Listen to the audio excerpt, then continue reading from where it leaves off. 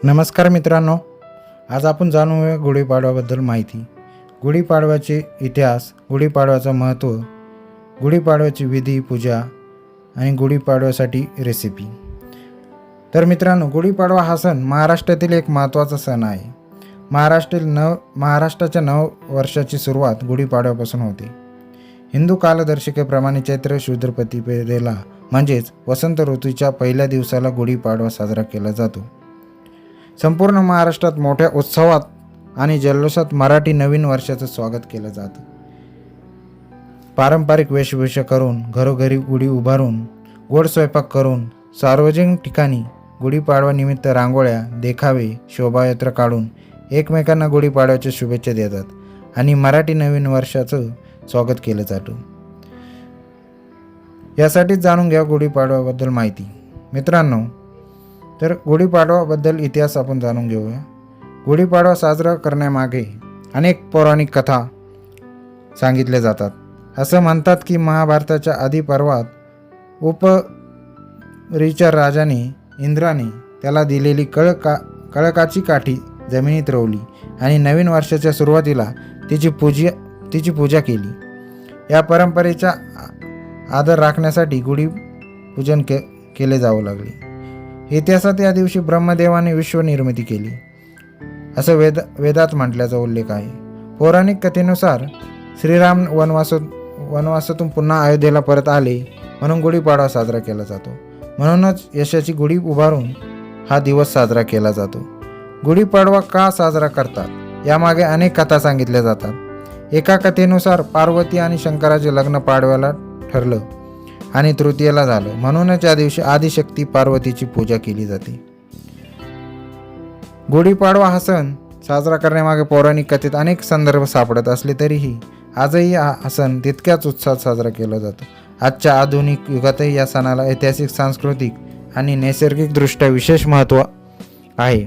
म्हणूनच पुढच्या पिढीसाठी गुढीपाडवा महत्त्व जाणून घेणं फार गरजेचं आहे. वास्तविक प्रत्येक सण साजरा करण्यामागे पूर्वजांचे काही उद्देश असतात.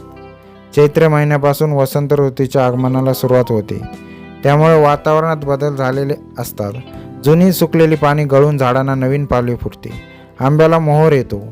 याचंच प्रतीक म्हणून गुढीला आंब्याची डहाळी बांधली जातात. पूर्वीपासून या नैसर्गिक बदलाचे स्वागत करण्याची पद्धत असावी. नवीन वर्षाच्या स्वागतामध्ये काही गोष्टी महत्त्वाच्या आहेत. वातावरणात वाढलेल्या उन्हाची काहिली कमी करण्यासाठी गुढीमध्ये कडुलिंबाची पाने लावली जातात.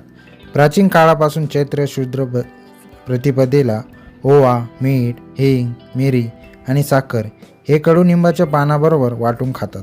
यामुळे पचनक्रिया सुधारणं, पित्ताचा नाश करणं, त्वचा रोग बरं करणं, धान्यातील कीड थांबवणं हे सर्व यामुळे शक्य होतं. कडुलिंबामध्ये अनेक गुण असल्यामुळे आयुर्वेदातही याला खूप महत्त्व आहे. शरीराला थंडावा देणारी कडुलिंबाची पानं आंघोळीच्या पाण्यात घालून आंघोळी केली जाते. ती वाटून खाल्ल्यामुळे आरोग्याला चांगला लाभ होतो. गुढीपाडव्याचा सण साजरा करण्यासाठी केल्या जाणाऱ्या या अशा अनेक गोष्टींना विशेष महत्त्व असतं. मात्र त्यासाठी प्रत्येकाला गुढीपाडवा माहीत असायला हवी. मित्रांनो, गुढीपाडव्याच्या दिवशी घरोघरी गुढी कशी उभारली जाते याची संपूर्ण माहिती आपण आता जाणून घेऊया. काही जणांना, विशेषतः नवीन पिढीला, गुढी कशी उभारावी माहिती कमी असलेली दिसून येते. नववर्षाचे स्वागत करण्यासाठी घरोघरी गुढी उभारण्याचा कार्यक्रम केला जातो. यासाठी घरातील सर्वजण लवकर उठून गुढी उभारण्याची तयारी करतात. एक उंच बांबूच्या काठीला धुवून स्वच्छ केले जाते. त्याला रेशीम साडी अथवा वस्त्र नेसवून त्यावर चांदीचा अथवा तांब्या, कडुलिंब, आंब्याची पाने, साखरेची माळ, फुलांचा हार बांधून तिला सजवले जाते. घराच्या दारात अथवा खिडकीतून गुढी उभारण्यात येते. गुढी हे स्नेहाचे, मांगल्याचे, उत्साहाचे आणि आनंदाचे प्रतीक मानले जाते, ज्यामधून विजय पताका उभारल्याचा आनंद व्यक्त होत असतो. घराबाहेर रांगोळी काढली जाते. गुढीपाडवा हा महाराष्ट्राचा महत्त्वाचा सण आहे. शिवाय या दिवसापासून मराठी नवीन वर्षाला सुरुवात होते. साहजिकच या नवीन वर्षाचे स्वागत पारंपरिक वेशभूषेने केले जाते.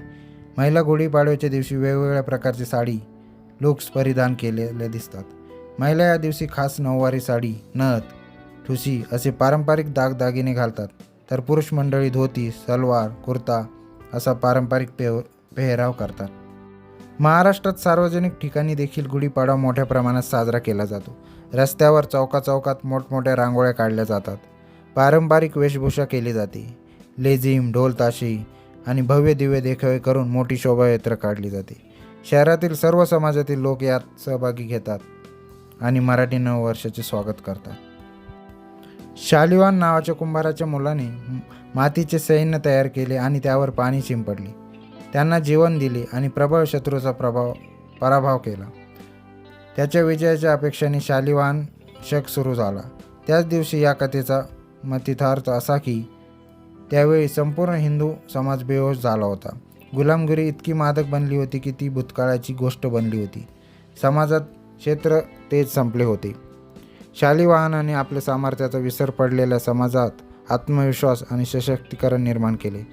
त्याच दिवशी रामाने बळीचा पराभव करून दक्षिणेतील लोकांना शांत केले. यावेळी सर्वांनी ध्वजारोहण करून आनंद साजरा केला. असेही मानले जाते की लंका जिंकून श्रीराम अयोध्येला परतले तेव्हा लोकांनी ध्वजारोहण करून त्यांचे मोठ्या उत्साहात स्वागत केले.